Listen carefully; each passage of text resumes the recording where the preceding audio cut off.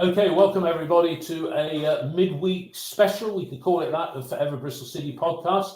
We're looking at the final run-in of the season, 8 games that's going to determine City's fate, playoff joy, or missing out yet again, or maybe missing out on goal difference. We hope not. I'm delighted to be joined by Eddie Jones and former player Chris Honor, and Tom Sutton's here with me down in Clevedon. I'll come to you first, Ellie. How are you feeling at the moment? Does it feel like a promotion run-in or a playoff run-in, I should say? I think more so than anything, it's just nice for us to actually be in the mix going into the end of March, beginning of April time, because, for the last sort of 5 seasons or so, our season's kind of been wrapped up by now. And the fact that we are just outside of 6th on goal difference is pretty mental, I think, to be honest. I think we kind of discussed it a little bit off air a minute ago. It's actually been quite a inconsistent and poor league, really. I think the top 3 have kind of, been run away for quite a while now. Well, you could add Sunderland to that, kind of the top 4. But and now you've got kind of Coventry that are hitting form right at the right time and kind of making a stamp on 5th. So it's going to be a real scrap these last 8 games, I think, between us and sort of 5th and 8th, 9th. I would say it's going to be a real scrap. Chris, you've experienced this as a player and as a fan. What are the spirit seems to be really good. You can see when we get a goal, there's a togetherness there, and having a few injuries means that people aren't sort of looking over their shoulders, which is good and bad about that. But how does it feel from a player and a fan's perspective, from your standpoint? Well, first of all, I hear Ellie just saying what she was saying. I started getting a little bit of a tingle. I started getting excited all over again. I mean, a couple of great results before the international break. I mean, I thought City were excellent away at Sheffield United. I thought they were brilliant. Norwich, a battling 2-1. We were probably excellent for 70 minutes, and then it was backs against the wall for the last 20 minutes. But seriously excited. I mean, it's 8 games. It's like a mini tournament, isn't it? And going back to your point, David, I think the dressing room has been rebuilt since the Nigel Pearson times. First of all, he put a spine and a backbone into that dressing room. He turned the whole culture around in that dressing room. We looked like a holiday camp before COVID. That COVID period when we had certain players there not trying. We saw a few fans' favourites disappear, like Casey Palmer, and everyone wanted to know why. But he obviously wasn't giving his all in the dressing room. It was a bit of a bad.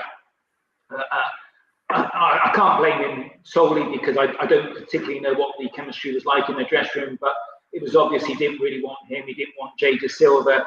He wanted people who had the right attitude in the dressing room. And from that moment, he started the ball rolling in the right direction. And now he's got Liam Manning, who's come in. I know there was lots of people very concerned about Liam Manning, never heard about him, wanted Nigel Pearson to stay. But Liam Manning has come in and coached them, and we've now got a system that I'm very proud to watch, very entertained to watch, and I'm thoroughly enjoying. And I'm really looking forward to the last 8 games of the season. I don't see why we can't achieve something. Whether we do or not, we'll soon find out in May.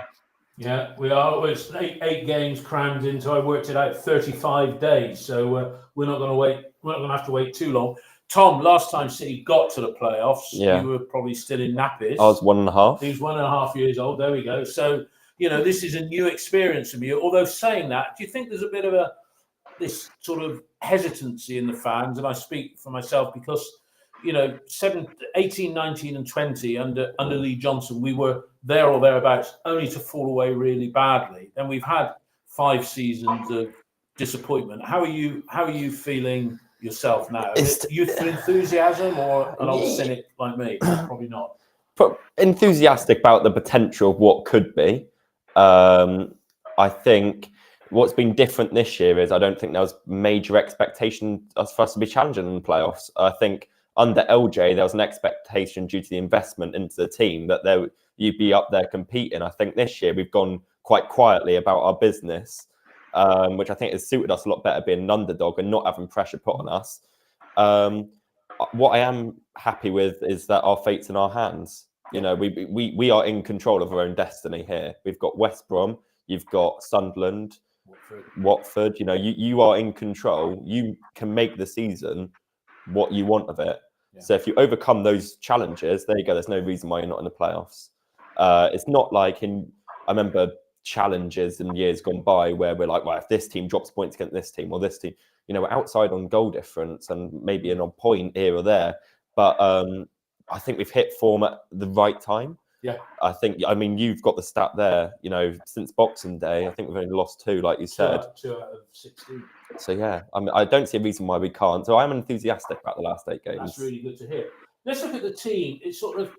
It picks itself at the moment. The bench looks strong. Ellie, I mean, you look at the team, you know, I know there's a couple of long-term injuries there, but, you know, there's a sense of purpose about them now, isn't there? And Joe Williams sort of coming back. We've got options in midfield, probably at right back or right wing back, whichever you want to call it. That's probably the weak link, and we were told that McCrory might be back in contention after the international break, which is a boost. But you look at the team, you know, who'd have thought Nahki Wells would have been leading the line at 35 as he is in the summer? Obviously, we were all pretty gutted when McNally got injured, because that was sort of just after the January transfer close. You know, at that point, we're kind of saying, right, you know, please nobody get injured now. You know, we did leave ourselves a little bit short at the back, you know, with the 2 loans that went out. I think, unfortunately, Atkinson is injured again, and Naismith, I think he's been doing all right for Luton. Like I said, shame about McNally, but we work with what we work with. Obviously, Manning likes Dickey, and he likes Viner. You know, he likes a 3. It's a little bit disappointing that Tanner's got injured again. It seems like he's only kind of just come back. McCrory's had a very up and down season in terms of injuries. It's good that we've got Williams as that extra option in midfield now. You know, you'll know that Knight and Bird have had really good season, and that they will link up well together. Naki's back now, you know, great for him to get a goal against Norwich, and, you know, just proving that he's still got to hit the age of 34. I think there was a stat that we've been working with the smallest squad out of the entire league, so it just goes to show there is that real togetherness within the team that we've got. And, you know, we've just kind of got to push on, and we can only worry about ourselves, really, and just kind of take these next 8 games a game at a time. Yeah. Chris, looking at the team, I mean, it sort of picks itself now. And the permutation, I mean, the defence, because of, I'll call it lack of resources, you know, it picks itself pretty much every week, be that 3 or a 5. But it's when you get to that top third of the field, and you were saying before we went live that, you know, are we going to rue not getting in or speculating on a loan signing in January? I mean, that's all hindsight now. But, you know, if you look at the team, do you see somebody that's going to rise up? Have we got match winners there? You know, the defence seems pretty stable, but he seems to change things around up front on quite a rotational basis, does Liam? I think one of the best things about this squad is, apart from up front, we've got cover everywhere. You know, there's times McCrory's played at left back, there's Roberts, there's Pring when Pring was injured. Now we've got Tanner injured, and hopefully we've got McCrory coming back, or Sykes can drop in. There's so many multifunctional players within the squad. It doesn't really make a huge difference when players are missing or injured. I mean, it's obvious when you've got McInally at the far post and the cross comes in, you've got Roberts there and he gets caught out. I know there's been individual mistakes at times, but I think the squad has been put together really cleverly. We've got no superstars. We're not missing, you know, we're not looking at that side and saying if we miss one player, we're never going to get anywhere near that target where we want to get to. It's been put together really well. We're obviously missing a couple of centre forwards. I look at Sheffield United, and obviously their budget is massive in comparison to ours. But the year when they came up from the old 3rd tier, they came all the way up through the divisions. They had some superstars in their side, and they had 5 of them. And they went straight up through our division, straight into the Premier Division, and they had an abundance of strikers. And I would imagine we need to go out and get 2 or 3 in the summer. regardless of what happens to Naki Wells or Mayulu. But yeah, I think the squad's really good. It's really effective, and I just feel as if there's a togetherness there because they all trust each other. No, that's a word that is often used, trust, but it's very important. It's very important. Tom, the team, neither Ellie or Chris mentioned Scott Twine. I mean, if there's one player that is a match winner with a free kick, you almost will probably put your mortgage on it. But have we got enough match winners to influence the next 8 games? It's tough to say. Like, I think Scott Twine's the obvious standout just due to his set piece, sort of how good and proficient he is at them. Match winners naturally, you turn to people like Naki Wells. I mean, Mark Sykes is now emerging as one. Yeah. Someone that created one of the goals. Created one. I think it's a good cross as well to the back post. I think what you're seeing now is Mark Sykes getting played in his best position, which is on that right wing. Do we have enough match winners? I'm going to say no. But then what do you define a match winner as? Is it someone that wins you points? Because by that judgment, someone like Mametti might come into a shout. He's got 12 goals. He's got 12 goals. He's not guaranteed a starting place, is he? No, and he's not been starting as much lately. And, it shows that we have strength definitely in wide areas.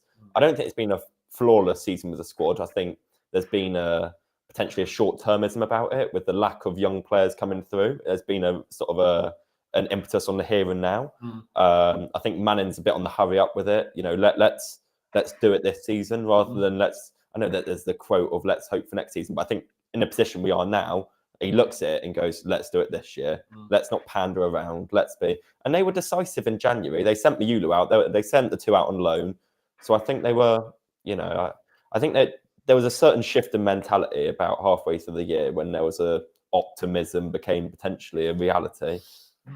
Well, we'll see. Ellie, what Tom just mentioned about Scott being a match winner. I mean, there's undoubtedly that he can do stuff in dead ball situations. He's demonstrated that. Does he run enough for you? Give that energy such that if he did do a bit more, I think he needs to do a bit more. It takes some of the pressure off Liam Knight. It takes some of the pressure off Knight because. Talk about Duracell Bunny with him. He's running around for 3 players, and it's purposeful. He's not running around like a headless chicken, which maybe last season he did that a little bit too much. But what's your view on Scott Twine? Free kicks apart. I think the last few games he's kind of upped his game a little bit. I just think that we could do with that kind of extra 10% from Scott, and just bringing sort of Earthy into it. He was signed as another 10 because we weren't sure if we were going to get Scott. I think we're all really pleased and kind of relieved to see that Earthy is chipping in. He got his 2 goals against Borough. He got an assist at Bramall Lane. Twine is, everybody knows what Twine's got in his locker. That he's the one person that anybody in the whole championship would probably want Scott Twine to take a free kick for them. For me, it's more creative play and putting himself about a bit more. I know we all get really frustrated with Twine with his diving and his talking to the ref and whatnot, but you're gonna get yourself into trouble if you keep going down that route. Creative wise, it would be good to see him more, but that's why I've kind of highlighted that it's good that Earthy's stepped up a little bit. He's been here 8-9 months now. I'm glad to see that he's got sort of finally off the mark in terms of goals and what he's created. Chris, what's your view on Scott? Because he is a match winner, he's the dead ball specialist, and then you've got Earthy who's come in, as Ellie's just said, showing bits of football that show what a talented lad he is. We are sort of spoilt for choice in some respects, aren't we? Because Liam's been brave. He's left Scott Twine out of starting lineups, just like he has with Mametti, who's top scorer at the moment. Well, I don't think anyone gets the shirt regardless of how they're playing. I mean, that's quite obvious. Liam Manning isn't scared to leave you out if you're not doing the business. I mean, the conversations that go on in training or what go on at half time, if you don't do what he says, you're off. And for me, Scott Twine is a brilliant dead ball specialist. In the championship, dead ball situations are priceless. Most teams have got large centre halves. Crosses into the box are very important. Corners, free kicks, and obviously direct shots at goal. He excels. For me, he doesn't have the pace to get around the park as much as some players. When I first saw him, he came to the club, I didn't know what all the fuss was all about. I must admit, I watched him for a moment and thought, wow, he can't run. What is he going to give us? He doesn't cover back, he doesn't get in the right spaces. But as he's got his fitness, I think he's more aware, and players are more aware of what he can and can't do. So there's little gaps that they fill for him, and he stands in the right spots. He's quite bright and he's quite clever. He's worked on his fitness, obviously, and he does a job. I mean, I can't see, it's either him or Metti most weeks. And Metti's just the same. He can't defend either. So why should you expect your number 10 to defend too much when you've got the likes of Knight, Williams, and what's the other one? I've got the other centre half, centre midfielder, but you know what? Max Bird. Oh, Max Bird. Sorry, Max. If you're listening to this, I'm sure you're not. You've got things to do. But listen, the three lads the three lads in midfield are great. Just to anchor that midfield. So don't ask Scott Twine or Manetti to do jobs they can't do. Chris, Tom said a moment ago that Mark Sykes has come into his own. I think City have taken up the option on his contract for next season. He provided an assist in the internationals this week for his home country. I mean, he scored some crucial goals for us, really. If you take the one that he got over at Oxford, for instance, that was a good one as well. Is he impressed you a bit? And he sort of kept you out of the lineup, the Japanese lad. What's your thought in that? Again, I think his delivery into the box. One of the things I would criticise Liam Manning for is sometimes we get into some great wide positions, and the ball is not delivered into the box. When we get the ball in, especially some of the Sykes crosses this season, the Naki Wells goals are just excellent. I mean, his delivery, you just mentioned the Irish goal during the week. What a great ball into the box. He picked him out. It was only last night, wasn't it? He picked him out, found him at the far post, little tapping.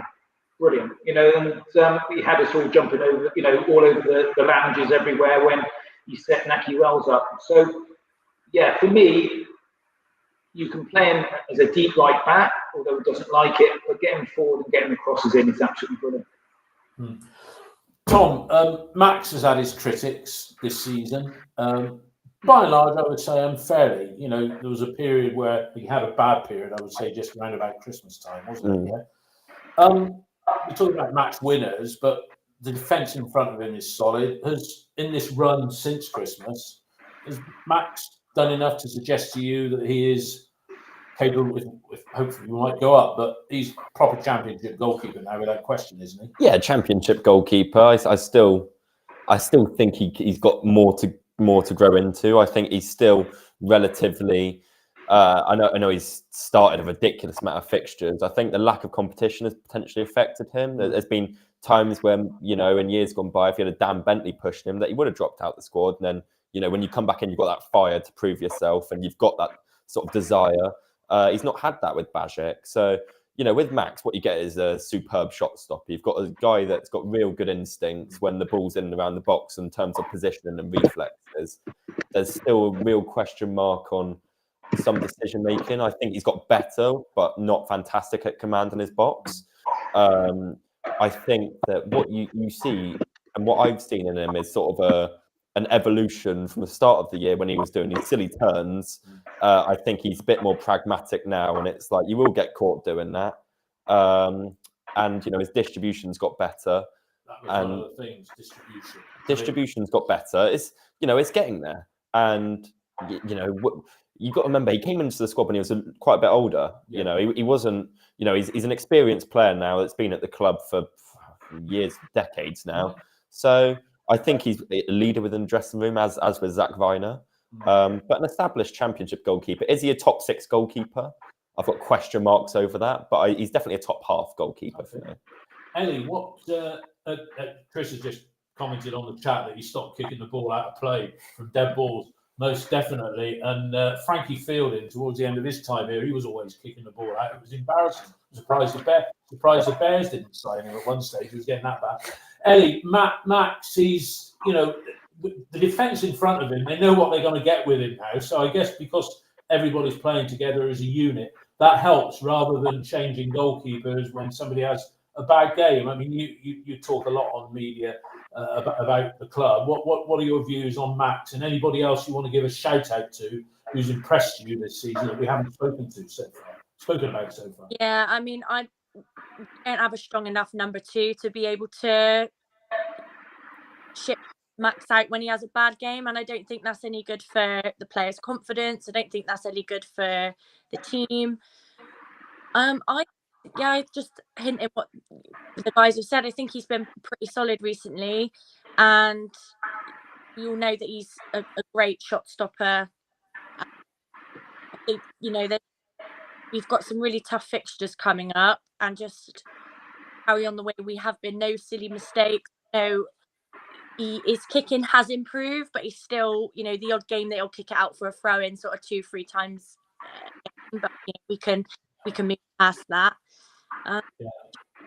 This is winding the clock back, Chris. Back in 89-90, was it goalkeeping duties was shared between, was it Ronnie Sinclair and Andy Leaning?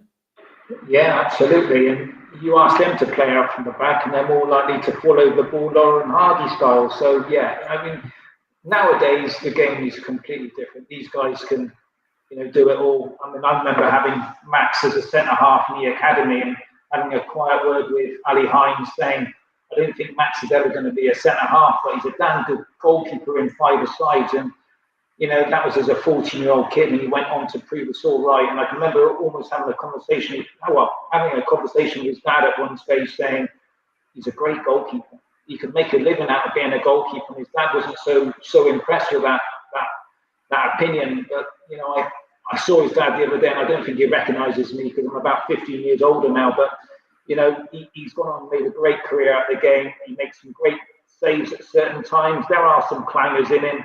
Well, that's your typical goalkeeper at this level. So, he does kick the ball into touch on the odd occasion, and he does palm the ball into the danger area when he sometimes saves it. But his recent displays have been excellent, and you can't knock him. No, that's good. Well, let's talk about the fixtures. I mean, there was a link that I followed in online last week that there's 8 rounds of fixtures. 8 rounds of matches, 8 match days. That's 96 games. You can tell I had a busy day because I sat there over a cup of coffee and I predicted the results of all 96 games between now and the end of the season. Yeah. Was your coffee cold, Dave? Sorry? Was your coffee cold by the end of it? No, I was supping, and I'm very much a cup half empty sort of person on matters Bristol City, but I couldn't believe it. I actually came up with us getting 74 points, which is 17 out of 24 on the table. Now, Tom, coming to you next, I said for your homework, right? Don't expect you to have done it, Ellie, or you, Chris, because I didn't ask you to, but Tom, you did it. Yeah. And you've come out with how many points? 73. 73. And 73 and 74 points would probably do it. I mean, how will you feel if we lose on Saturday at Burnley? Because I just posted on the forum that 8 games to go, 4-2-2, 4 wins, 2 losses, 2 defeats. We might do it. Yeah. And that would put us on, 14 points. That would put us on 71. 5 wins, and that could be 5 wins, 3 defeats, or 5-1-2. Yeah. How will you feel on Saturday if we got dubbed by Burnley 2-0? I don't think we can let it define us. Burnley but should go up. Whether they do is a different question. They should go up automatically. Yeah. Judging by the investment they've had in that squad and the squad they've retained. I mean, Josh Brownhill is far too good to be playing at this level. And they've got Marcus Edwards, who's got, I think, a dozen odd Champions League goals on loan from Sporting Lisbon. And you're like, right, there's certain levels here. But I don't think you can let it define us. The major games for me, the focus games are getting something at Sunderland at home and West Brom at home. You have to win one, ideally both, and you can't lose any of them. That's the biggest thing. but like I said earlier, it's in our hands. Yeah. So, there's no reason why we can't do it. But yeah, no, it's a matter of turning up. And I think for us, I think West Brom is the big Yeah. one. Because if we beat them, right, and then our results and their results, the other games apart, just take that one result in isolation. If we beat them, it doesn't matter what their goal difference is if our results and theirs mirror each other's. Ellie, you obviously looked at our fixtures. Have you sort of in your mind sort of thought 4 wins, 2 draws, 2 defeats, and it's easy to pick the 2 defeats if we're going to be like that. But then we've only lost 2 out of the last 16. But have you done a little calculation in your head? I have actually, Dave. Yeah, so a little markup yesterday of how many sort of points I think I've predicted 4 wins, 3 draws, and 1 loss. I think that's being a little bit hopeful that I think we can snatch a point on Saturday at Burnley. Yeah. Where's your defeat? Leeds. Some people would say that by the time we play Leeds, they could get presented with a. They could be up by then. They could be, 3 clear. Yeah, and we went to Brighton, Ellie, about 7 or 8 years ago, and pardon my language here, but we pissed all. Yeah, that was when Brownhill scored the header, wasn't it? Yeah.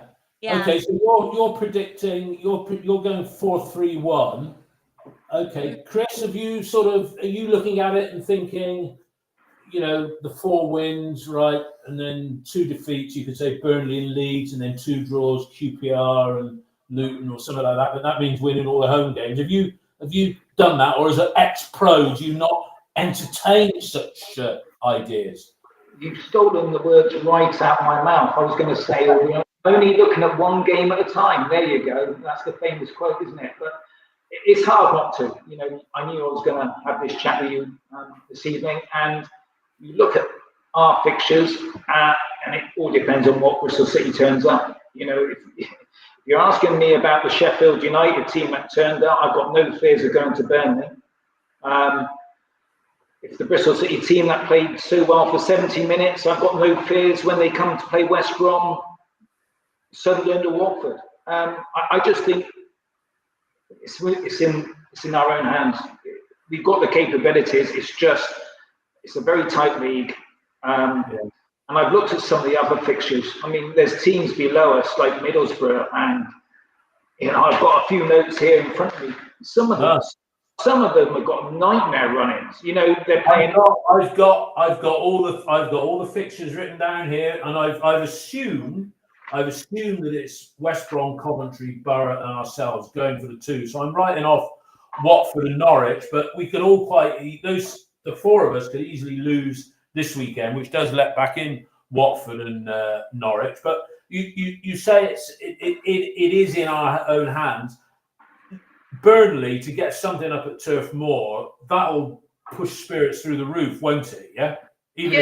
It's a bit of a freebie, isn't it? It's how we apply ourselves on the day. If we came away from Burnley with a point, we would be absolutely delighted, wouldn't we? If we lost there 2-0, but gave them a really good, tough game, we would still walk away going, okay, into the next game, we haven't lost any confidence. We're still ready to go for the next game. We're at Ashton Gate. We've got a big crowd behind us. Let's go for it. If we go there and get beat 5-0, it's a different proposition. You're picking up heads, and you're trying to, boost confidence, and that's where the manager and his back, his backroom staff come into play. So I just think that, again, a little bit like you, David, the West Brom game is going to be massive. It's huge. If we're still there or thereabouts, I hope every City fan turns up dressed in red and makes the most amazing noise. And genuinely, you hear it over and over again. But as a player, it really is the extra man. It lifts you. It drives you on. It pushes you through brick walls. It makes you run that extra yard. And sometimes I feel Ashton Gate is a little bit quiet. But, with 8 games to go or 4 games at home, we can make a real difference. It's rocking. And you'll remember this, Chris, and you might as well, Ellie, because it's not too many years ago, but the international referee, Graham Pole, I think he refereed that playoff semi-final game at Ashton Gate in 2004. when we played who was it? Hartlepool. Hartlepool, and who is it? Goodfellow and Christian Roberts scored, and the Dolman stand foundation started rocking. And Graham Pole said in the media afterwards, he said the atmosphere at Ashton Gate that night was as good as anything that I've seen in any stadium around Europe. You know, and I'd love it, as Kevin Keegan once said, if there's one night of that between now and the end of the season. Let's look at some of the other fixtures that the other clubs have got. Chris has alluded to that as well. Let's look at their run-ins. Yeah, come to you first, Tom, on this one. And there's quite a lot of dog-eat-dog up there, isn't there? Because you know, it's in our own hands. We've got dog-eat-dog in the sense that we've got Watford and West Brom at home, and I'm excluding Burnley and Leeds because it's not dog-eat-dog. You know, they're out of it. But if you look at West Brom, they've got before they play us, they've got Norwich away, Sunderland at home, and then us away, Watford home, Coventry away. But then they finish the season with games against, I'll call it 3 relegation zone team, Derby, Cardiff and Luton. West Brom's fate's going to be decided before Easter weekend, I would say, looking at that. I think, you know, a lot of teams will be looking at that going 4-2-2 for them as well, because they're obviously people on a similar points difference. So if they go and lose their first 2 games, West Brom, then it's completely different West Brom that you end up facing. Although equally, if they go win both those games, then you're facing a real rolled up West Brom going, right, let's confirm this. You know, who wants to predict the Championship? Anyone can beat absolutely anyone on their day. I mean, it's impossible to guess what the score will be. It's all, you know, up in the air. And people say it's a crap division. No, it's competitive. It's always been competitive. It's not crap just because 3 teams have broken away. You know, it's just competitive. You know, I think that you'll get the parachute payment teams that have an easier ride of it, but there's always 1 or 2 non-parachute payment teams that scrap out for that 6th place every single year. And there's about 5 or 6 teams consistently year on year fighting for that 6th place. And, you know, we're lucky enough to have got ourselves into that actual chasing pack rather than being sat in 12th with nothing to play for dead rubbers. Ellie, I mean, we're not West Brom fans, obviously, but I mean, looking at that sequence of fixtures coming up, Norwich away, bit in and out, Sunderland at home, critical, us, then Watford at home, Coventry away, and I think that's their 2 Easter games, Watford at home and Coventry away. If they come out of that and they've won 3 out of those, he's done what West Brom will deserve to be in 5th or 6th, won't they? That's the thing. We're all playing each other. It's crazy amongst this whole last 8 sequence games within the 4 that we've mentioned. So ourselves, Cov, West Brom, and Borough. Everybody's kind of playing each other around that kind of mark we're all in. I know we keep highlighting West Brom, but Coventry's next 2 games as well are Sheffield United away and then Burnley at home. I mean, they're going to be looking at in, you know, on paper that is as tough as it gets. If they come away from those next 2 games with nothing and we get 3 or 4 points, we are above them, you know, or if they get a win out of that, you know, they're kind of pulling away a little bit more into 5th. So I think how Coventry do in this run is actually going to be quite important to the rest of us, because if they pull away, then there's only 1 spot up left for grabs, and that could be between 3 of us. If Coventry kind of dip up and down a little bit, then that gives, you know, it becomes a little bit more of an open race for those last 2 spots, because at the moment it does seem like Cov are pulling away a little bit, and it's really annoying. You know, before the whole game, we found out they got a last minute winner against Stoke. They beat Sunderland 3-0. Like, you know, they're putting a stamp on it at the moment, Cov. But like you guys, those 2 home games for us against Watford and West Brom are absolutely massive. 4 points is a minimum from those 2, whichever way you look at it, I think. But I'll come to you in a second, Chris. Tom, Chris has put on there, you know, we're talking about the dog-eat-dog, and West Brom would do really well, but then Derby, Cardiff and Luton, their last 3 games, we said anybody can beat anybody. Well, who would want? Is that Luton away as well? Luton at home. On the Luton last day of the season. Well, who wants to play a relegation threatened side on the last day of the year? That would be, you know, a lot of people, you know, will look at the league table and go, that's a winnable game, almost like it's a given. But actually, the relegation teams have the most to play for. You know, they've got that, you know, because the the wage cuts, you got the whole jeopardy. You know, a lot of people move on. There's a real like tenacity that you get with these sides. So it'd be the sides that are in the middle with nothing to play for. That would be sort of the easiest potentially. I think those last three for West Brom are equally as hard as potentially the next 4 or 5, because you know, Luton, imagine them on the final day, if they've got a win to stay up, and you know they're gonna fight because they've got the new stadium coming. They're, you know, newly relegated team. It would be the most, you know, really embarrassing for them to go down. You know, and I think there's a couple teams, Luton. I think Coventry and West Brom both have Luton. There's a lot of teams that. Well, Coventry got Luton away. I mean, you don't want we've got Luton away as well. So well, we've got Luton away. Chris, do you think Luton away and QPR away, that could be our 2 banana skins? Picking on board what you just said on the private text. I think Luton are really underrated. I don't. It must be very frustrating for their fans to see them down the bottom. But I mean, they gave someone a really tough game just before the international break at home. I think it was Middlesbrough. They were all over them, and there seemed to be chance after chance after chance that they missed in the highlights. Chances that the season before when they got promoted, or 2 seasons before when they got promoted, they were tucking away easily. And they're a massive banana skin for any team, you know, regardless of whether it's us or anyone else. It's just, the championship's great, you know, and I'm feeling nervous talking about it because there's a banana skin everywhere. But I would rather play the big teams. I personally would, because, you know, as you've just been discussing, when you're playing a team down the bottom, there's players playing for their livelihoods. You know, there's players looking at their mortgages and wondering how they're going to pay them next year. It's such a very narrow window of your life that getting relegated affects your wages, it affects your prestige, your transfer value. You don't want to go down 2 divisions in 2 seasons. That's a disaster.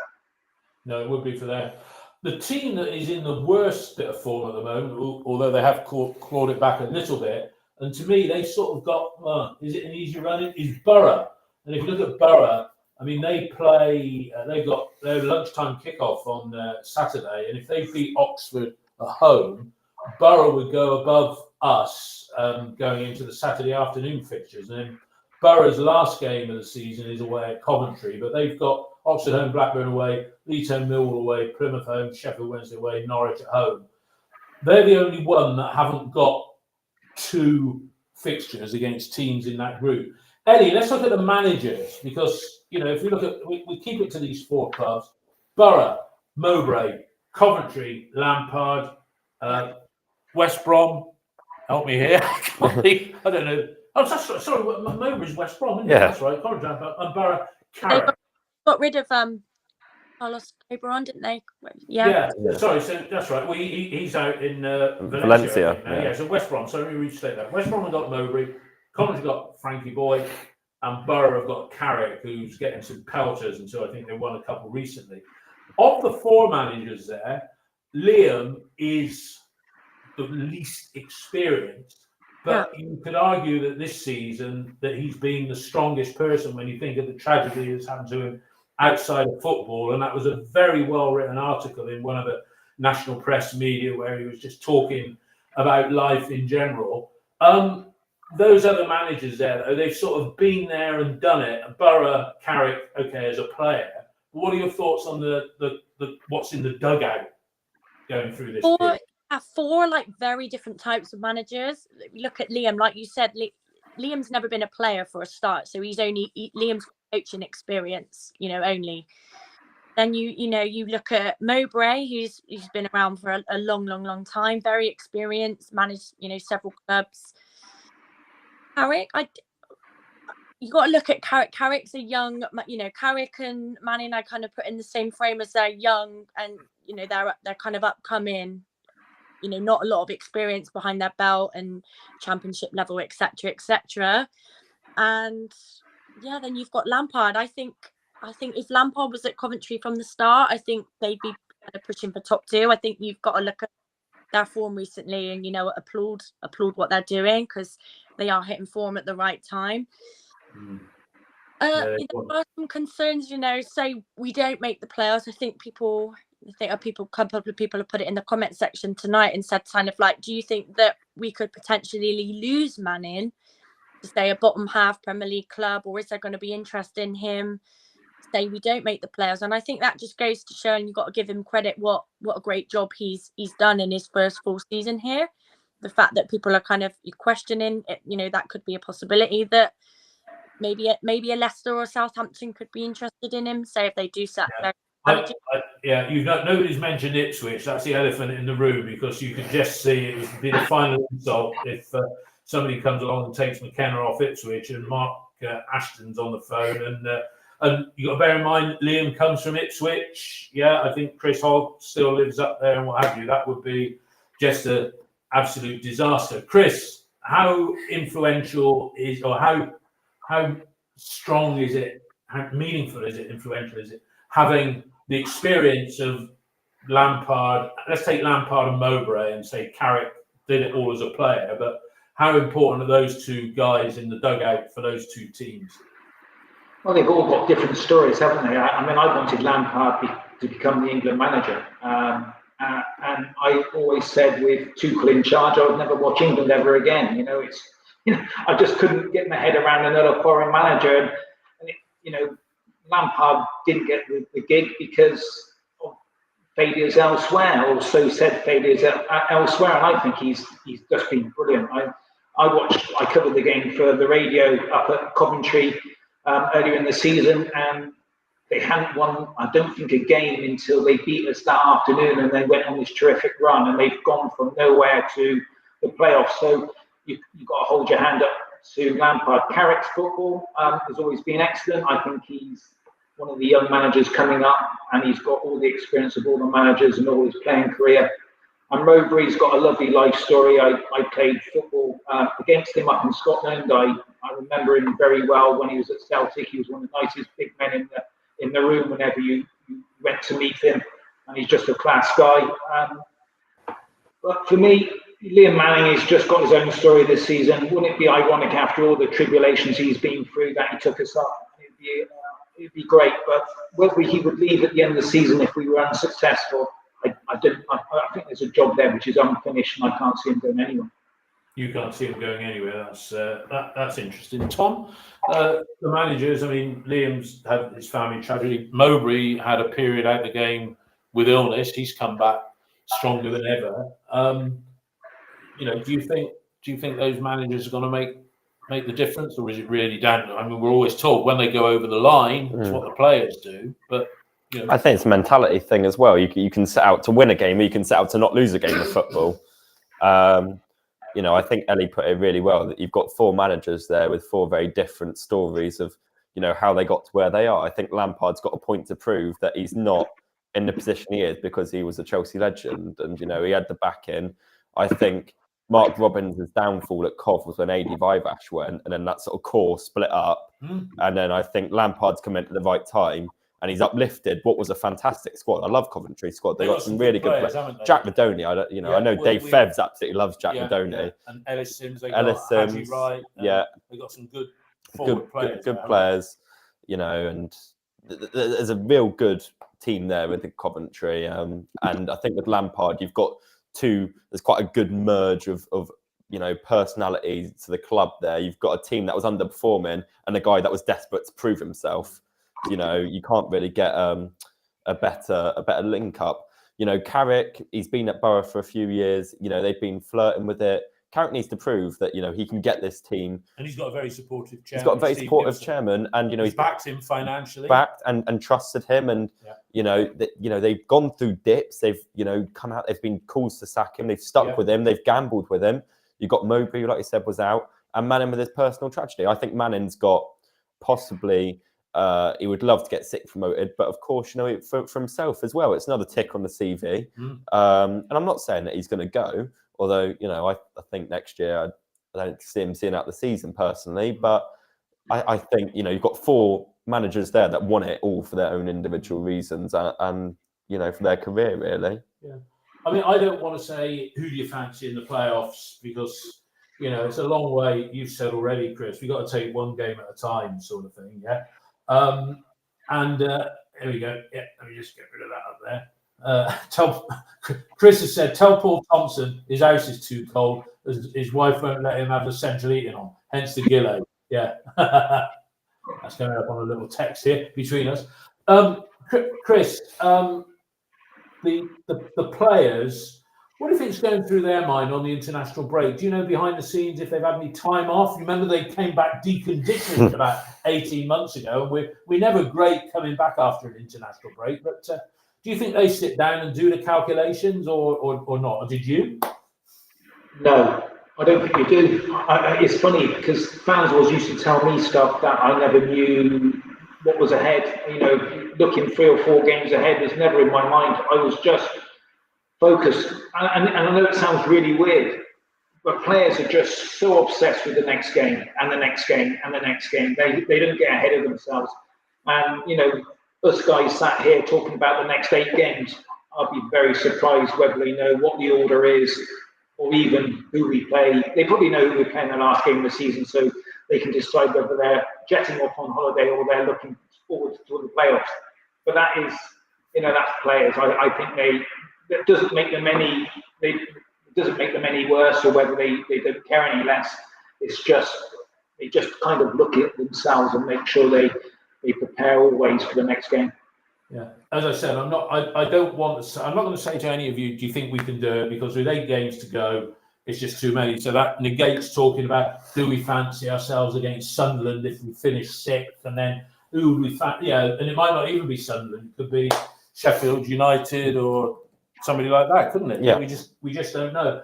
I'll wind the clock back, showing my age here. 74-75 season. I was 19 at the time, and City were there or thereabouts for most of that season. I can remember going down to Southampton on Good Friday, and I think it was Donny Gillies got a goal in a 1-0 win, and we came back because we knew we had the next day. That's when they used to play one game on a Good Friday. Used to play Good Friday, Saturday, and then the Tuesday, or the Saturday, and then the Monday and Tuesday. And we beat Southampton away, and we're thinking happy days. Then Norwich came to Ashton Gate on the Saturday. And that was in the days when they had people like Phil Bowyer, Ted McDougall, whatnot, and they gubbed us 2-0, which was a bit of a disappointment. And I think we played the Gas at home on the Tuesday, and we drew that 0-0. That was the chance gone, and I think Easter was probably maybe a bit earlier than it is this year. But then 75-76 was the year, and 25-26 is going to be the 50th anniversary. Ellie, it would be, if we miss out this season, it would be a shame if this side was broken up, wouldn't it? And do you think that owners have got the stomach to maybe go that extra mile in 75-76 and by that splash a bit of cash to strengthen in some areas? Oh, I wanted to highlight this at some point tonight. I think it's going to be a big summer ahead, because we've got players out of contract this summer. We've got players entering their final year next year. The likes of Jason Knight out of contract next year. Sykes only on a 1-year extension. I think Tanner's out of contract next year. Sam Bell's out of contract within the next year. Mehmeti. So we've got to be looking at offering Jason Knight a new deal without a doubt. You know, he's my player of the season this year by a country mile. But on the flip side, out of the whole squad at the moment, he's probably the only player that I would look at as our most sellable asset. You know, potentially him and Max Bird. Jason Knight's an Irish international as well. Played both games for the break.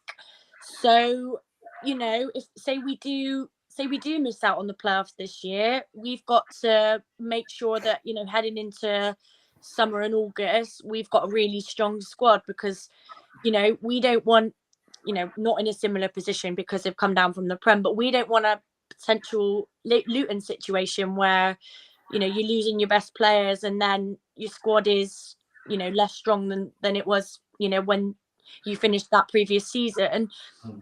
I think it's going to be a harder league next year, what with the 3 coming down, with Birmingham coming up, potentially Wrexham coming up. So I think we've got to have the same, or as much of the same core squad as we've got now going into next season as we can. I mean, I think it's a good point there, Ellie, is you talk about Knight, because he's got 2 years left, hasn't he, at the end of this season. But there's always agents whispering in there, Is it next summer? I think 2026. Oh, good. Well, I think it's 27. I think it's Tom thinks it's 27. I think it's not as desperate as next summer. But if somebody comes along and offers, I don't know, I'm going to pluck a number out of the air. If somebody comes along and offers us 10 million for Knight, and it's a side that's just got promoted, we let Aidan Flint, Bobby Reid, and Joe Bryan go. You know, you can't stop players that want to go. And if, let's say, we got 10 million for Knight, and we came in and said 5 million for Mehmeti, that's 15 million quid, right? We should really, even though we're losing 20 million pounds a year, right? Mr. Lansdowne could say, well, look, that 15 million, fine, I'm going to bank that. We're still losing 5 million. And then what about the youngsters that are coming through? Because everything was about developing the youngsters. And as Tom said right at the start of the podcast, this year, 25 minutes is what academy products have had on the team. I mean, they've got to unleash the purse strings. We're not under any FFP restrictions, are we? I don't even be down that kind of money though. Say that we did get 10, or we did get an offer for Anis and we did get an offer for Jason Knight. I know potentially that not all of it would be reinvested into the squad, but if we do get a fee, then you know we can look to bring in. Say you can bring in 2 to 3 players with that kind of money. As much as he'd be a massive miss, and he's the core of our midfield, but you know it's tricky. You got to weigh up the options, haven't you? Yeah, Chris, how do we as a club get out of this loop that we're in? Because the owner wants to be sustainable, but we've got an overhead base that how many other clubs are losing 25 million pound a year? And you know, okay, we only lost 3 million last year because that was net of 20 million for Alex Scott. But how do we break out of the loop? Because I can remember doing an interview for this podcast with Gary Marshall, the then chief exec. I think he's obviously still on the senior team there. And I said, what you're really saying, Gary, is that we're hoping the stars align and we get a little bit of luck. This year, as at least one of you have said in this podcast, it's the year. But how do we get out of that loop? I think you have to be brave, David. I really do. And I think Steve Lansdowne will be looking at it. He's probably been at the club at the helm for 20 odd years now. And he's had a few near misses, but probably not as many as he would have liked. And if he doesn't realise this team is got a good spine, a good backbone, a good work ethic, he'd be a fool to start selling his best assets now. I really do believe it. This team is only, all of us were thinking this is a mid-table team only a few months ago. And we were thinking mid-table. But they've impressed us. They've exceeded expectations. If you look at what we've got and we add to it, who knows what we can achieve next year. And I think he would be an absolute fool if he sold any of his best assets this year. And he needs to throw the dice again, go again, invest some money into the team, regardless of whether it's going to be a financial layout or not, but he needs to do it. I mean, I saw something that popped up on my phone over the week about Knight going to Everton. And I went straight onto my phone thinking, surely not. We're not going to make that mistake. We're not going to send him to Everton at the end of the season.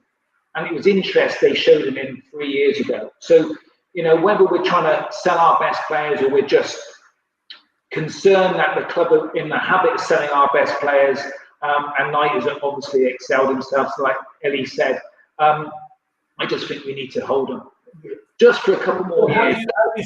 How do you stop the player going? It's easy. Give them the money they want. Compete. Yeah, but if Everton, I mean, that's like Alex Scott, quadruple his wages. So show some ambition. If you show the same ambition that the players want, because I remember an interview that Steve Lansdowne did on the radio recently. He said he's never kept a player that wanted to go. And if a player ever came to him and wanted to go, he always sold them. So what you've got to do is you've got to stand your ground. You've got to sell the club to them in the first place. Say to them, we brought you here with a dream. We're going to achieve your dreams if you stay for another 2 years. And let's give it a real go. And that's how you've got to be able to do it, because players will always look upwards and onwards because their careers are very short. But unless you sell them the dream that all us fans have, they ain't going to stay, and that's what Lansdown's got to do. He's got to give them the money. He's got to show ambition by buying players in, and maybe with this final backbone of the team, he can possibly do it. How do you reconcile that though with a wage structure? I mean, how as a player? I mean, I'll ask you as a former player, that you're earning, I'm plucking random figures here, but you're earning £8,000 a week as a regular, and I've turned down the chance to go to Everton, and I was earning £8,000 a week, the same as you, but my money's gone up to 25 just to keep me here. How do you feel? Well, absolutely. I mean, if you what you've got to say to him, if you go to Everton, Sunshine, you'll probably sit in the reserves. You're not going to go straight into their first team. They might invest 10 million. I don't think Jason Knight's ready to go into the Premier Division yet. I don't think he's quite that good. I mean, he's a very good Championship player, but he's not going to step straight into the Championship. And that's what I would say to him. There you go. You go to Everton and you go and sit in the reserves, or you could get promoted with this team and become a legend for the rest of your life. Yeah, but we could have said that. We could have said that to Joe Bryan and Aidan Flint and Bobby Reid back in 2018, couldn't we? You could have, and that's when the discussions have got to be had at an earlier time. And I'll never know the circumstances behind why they left. And as anyone, I was as disappointed when they left, because it showed the club had no ambition to keep them. Yeah, although that said, they did go out and replace Flint with Webster, and then they splurged all that money on Chelsea and la la la la la. All right, Chris, great points there. Final point with you, Tom, just before we wrap up. You've heard us talk about players leaving. I mean, if we do get to the playoffs, everything Chris has said, stick with us and go up. But money talks at the end of the day. Extremely odd proposition for a player. You're asking for a player to turn down less money and an opportunity at the Premier League. Ultimately, I do agree with Chris's point. I don't think Knight is quite Premier League ready technically. I think off the ball he's fantastic. I think technically there's still room for him to grow, and the Premier League is so tactical that the running prowess of Knight is not less needed, but it's less noticeable maybe because they're all covering that distance in a Premier League game. So it's difficult, because he will get offers. Knight. Do you think there's going to be other? Let's take it away from Knight. What about Zach Viner? Brentford were allegedly interested in 2 years ago.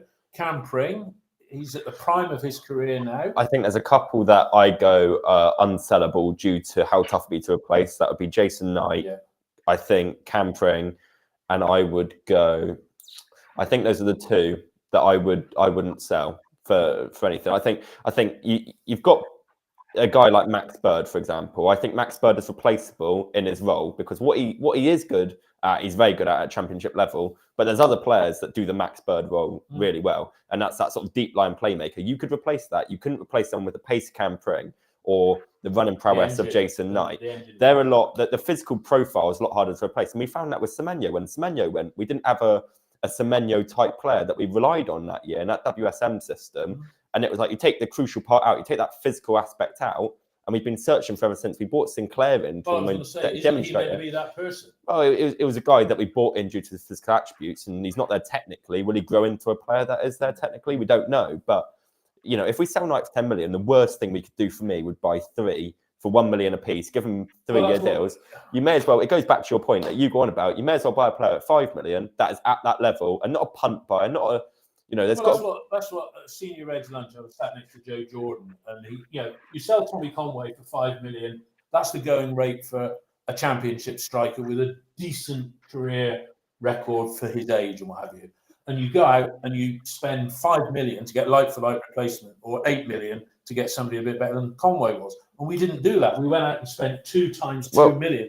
We, due to our losing 20 million a year, you've got to work on bargains. You've got to find someone which you can ultimately upsell for 3-4 times the price you paid for them, like a Webster or like a Semenyo, or develop a Scott, or you develop an academy player. But we've dismissed the academy this year. We've gone right. We're putting the academy on the back burner. We're trusting this squad. We're going to grow this squad. When it comes to it, then you're looking at it. You're going right. Okay, so who have we bought? We bought Knight for 1.75 million. We will get near enough. You'd hope 8 that.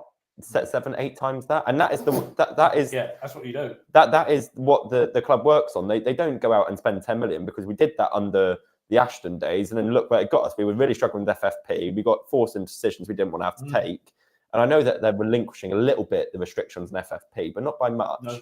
No. So it's a tough proposition. You've got, you know, the structure at the club. You've got a set in stone wage structure that they don't veer out of. So you're asking either them to break their principles, which is what Chris said they should do. But you know, I you know, okay. Or you've got a certain level of, we're changing our transfer strategy, which they've been so, you know, the clubs say they've been successful on. In large parts they have been, but where's it gotten us in terms of, it's been profitable in terms of transfer business, but it's not got us up the league. The long and the short of it is, you know, Liam has got, based on this season, Liam has got out of this squad when the board got rid of Pearson, said that we had a squad that was capable of challenging for the top 6. Now, this is a very different looking squad to what Nigel Pearson left behind when you look at all the players that Liam's been allowed to sign. One final question for you, Tom. Do you think Fally Mayulu will ever play for Bristol City again? Yes, but I think it'll be like a couple of appearances at the start of the season, and I think he'll go. All right. Ellie and Chris, thanks for your contribution. I think we're all feeling pretty positive as you can be, being a Bristol City fan, and you know, I'll be watching it from afar. The Burnley game up at Turf Moor. Are you going up to that one, Chris, or are you abroad for the weekend? Or no, I've cancelled every foreign holiday for the next 6 to 8 weeks, because it's going to be exciting. It's edge of your seat stuff, isn't it? It's just amazing. And if we do, no doubt about that. Chris and Ellie, thanks for your contribution this evening. As always, Tom, yourself, the review of Burnley will be at 9 o'clock on Sunday morning. Usually we do the away games at 6 o'clock, but Dave Tuvey, one of our contributors, he's actually going up to Burnley. He's come from his home in Madrid. He's going up to watch the game at Burnley. Then he's coming down to Cleveland on Sunday morning. He's going to be doing his review of the game with me, sat here, and maybe you and your dad, if you're around. Meeting Dave in person. Meet Dave. But Chris, as always, good to have you on, and you, Ellie, and you, Tom. Everybody who's watched or listened, if you've done it on the podcast, thanks for listening. All the best. Goodbye.